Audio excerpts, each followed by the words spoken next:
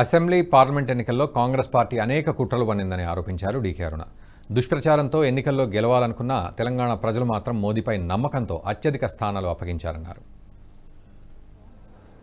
8 స్థానాలు అధికారంలో ఉన్నటువంటి కాంగ్రెస్ పార్టీకి సమానంగా 8 స్థానాల్లో భారతీయ జనతా పార్టీ విజయం సాధించిన నేపథ్యంలో రాష్ట్ర ప్రజలకు అందరికీ కూడా ఈ వేదిక ద్వారా ధన్యవాదాలు తెలుపుకుంటా ఉన్నాం.